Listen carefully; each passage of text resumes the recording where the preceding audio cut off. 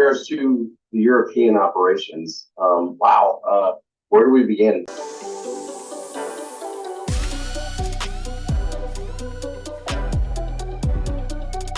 How's it going, MSgt Mixon? Good, how are you? Oh, not too Long bad. time no see. I know it's been probably about 11 years. Yeah, I know. I feel like it's actually been longer than that. Well, actually, That's yeah, crazy. that was, 11 years ago with, the thing with Dias was 09 to 12. Oh, yeah, so I guess Yeah. yeah, Yeah, there's a lot. that's nuts. Yeah, That's that far along. I was telling people about that. I was like, everyone from my training flight are either recruiters or they're out now. So Yeah, I still keep in touch with a lot of them. We're involved with the rare. It's something that we always try to do is rise above recruiting endeavors. Made this group pretty much so we can kind of connect with recruiters every month, as well as give them information throughout them, every day of their life on the bag. You don't want somebody to go out there and be like, I'm all alone out there. So I do appreciate your time for not only joining the team, but also coming out here and hosting this month's meeting. yeah, of course. Super excited to help out. All right, perfect. Well, before I kind of let you take it over, something else that we kind of brought on is Air University is a new initiative we have. We actually have a certificate that's being worked on in development that we pretty much need some feedback on. It's in the Air University folder. There's also an Excel sheet on there for feedback.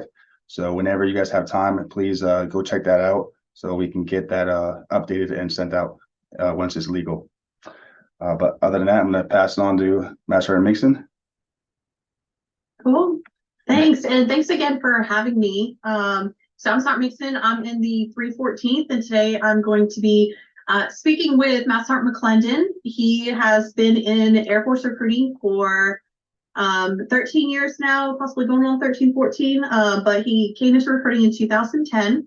And we're just going to be going into different topics such as overseas recruiting, and then also his current position, which is Detachment 1.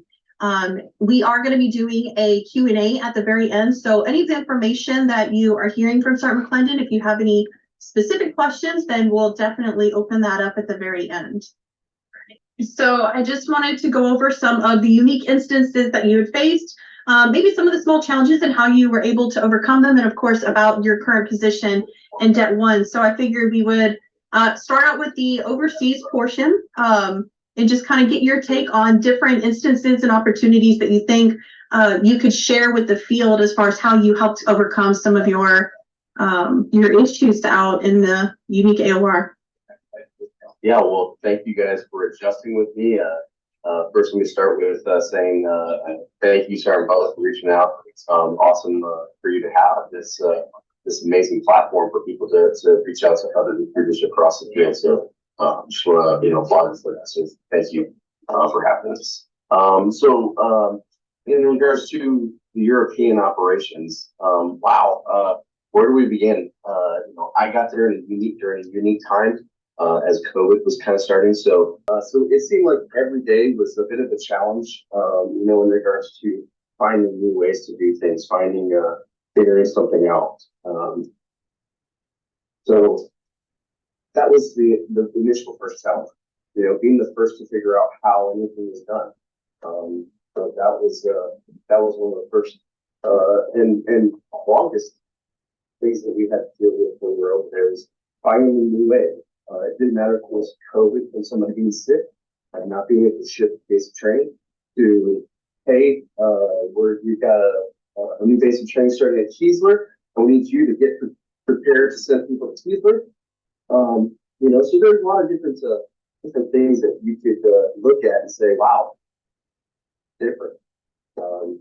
One of the things that's very unique over there is that as recruiters, all the recruiters there are their own Mexicos, they're their own travel agents, they're their own everything. So making sure that we're prepared to send somebody to San Antonio versus Keesler, or Keesler versus San Antonio, took a lot of extra checks and balances just to make sure we were sending people to the right places, so we weren't setting somebody up with failure on the first day of basic military training. Those are some of the little things that come to mind right away.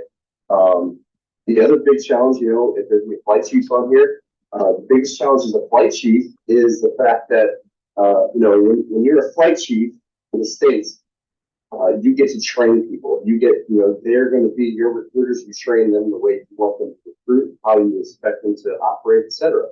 Coming over here to Europe, there's a lot of trust that is immediately given, and it's based on the credibility of every single recruiter that's already done a great job in the field in their own respective zone that have been vetted to people to Europe and, recruit do those things. So, immediately there's a lot of trust that's put into people, and that can be a hard thing for some people. I'll give you a first example, right? Or Mixon, you probably remember this being over in Europe. One of the first things I did was communications, right? I wanted all the communications to run through me so I knew what was going on because I didn't know, I don't know what I don't know. And one of the first things I asked everybody to do was, hey, if you're going to reach out to squadron, let me know, it needs to come from me. And, that was not, I won't say it wasn't taken very well. That's not how I'm saying it received. It just made things slow down for everybody. And so that one decision that I made slowed Sergeant Mixon down from being able to get somebody to basically training quicker. It made her day longer. And those are things that I didn't necessarily look at in the very beginning until, we sat down and we talked about it. And, the recruiting team there helped develop me to be a better superintendent for the European operations.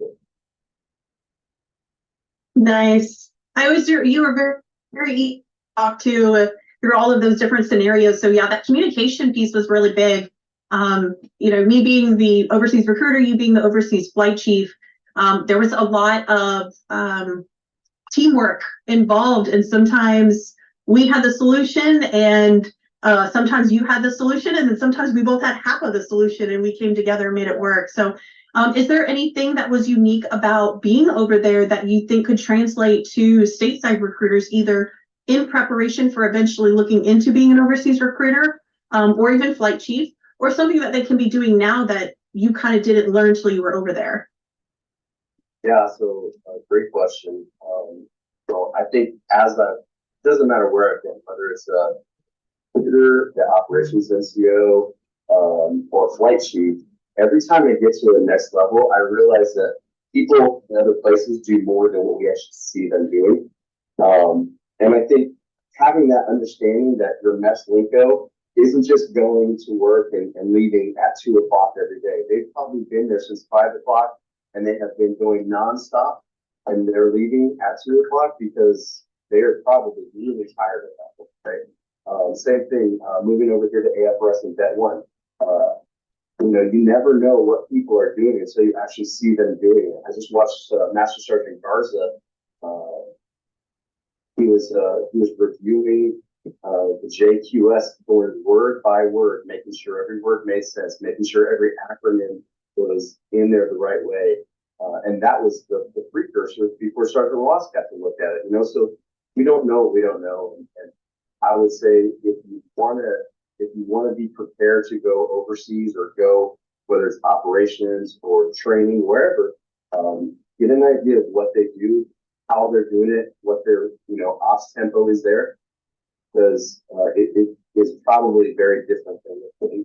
And I guarantee you, I can God right now. When I got into becoming an operations NCO, I called my old operations section and apologized because I didn't think they did anything. And I was always the wordy recruiter, like, why doesn't ops have to do it? That was me. Then I became ops, and I literally called and apologized to our admin there, Jason. I didn't realize how much he did until I did it. Right. And I just heard you mention about Det 1 and some of your experiences.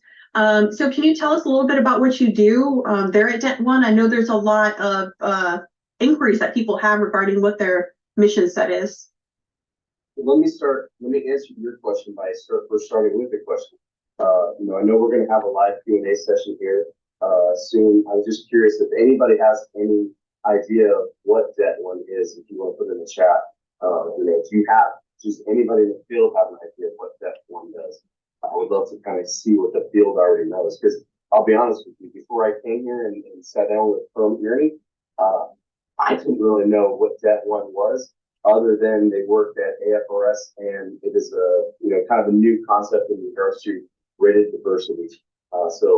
Realistically, Det 1, we have a mission that's very different than a lot of it,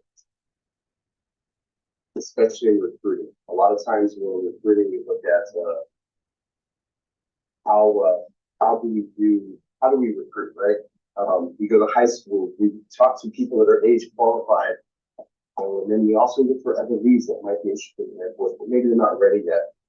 One of the aspects that we do in recruiting, sorry, I'm moving bags to the copy. One of the aspects of what we do is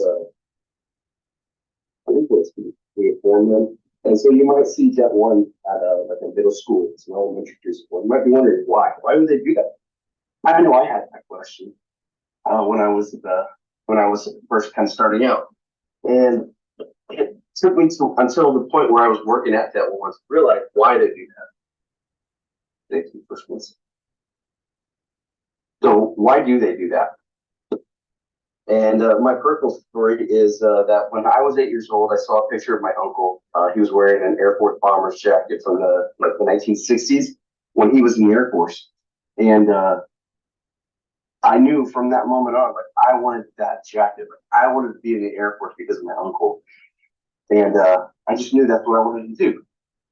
I didn't have a reason why, anything. I was just influenced by a picture. And so when we go into these elementary schools or middle schools, that's the point of it, is to share influence. Because if you think about America, right, really only about 1% of the population have ever served.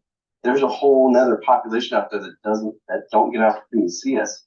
So if they see you in a flight suit, or they see you in OCPs, or they see you in your blues, you're motivating somebody to want to be that, to aspire to be that, right? So you never know what could come of it, but that's one of the big things on why we do what we do. In regards to the mission is a little more challenging than just going to middle schools and elementary schools. We have a lot of different programs that we work on through Det 1. One of those is being the GO Inspire, right, General Officer Inspire program. We also have another program, which I'm a program manager for, which is AIM. So that's an Aviation Inspiration Mentorship program. That's where we have people from around the Air Force, different wings, that are, ambassadors for the Air Force recruiting service, Det 1. So when Det 1 can't get out to an event, maybe, for example, at McGuire Air Force Base, perhaps the AIM wing there can help us facilitate an event or something like that. So that's how we do that. Okay. What are there some things that you believe some recruiters could help with or do more for to assist with Det 1's mission?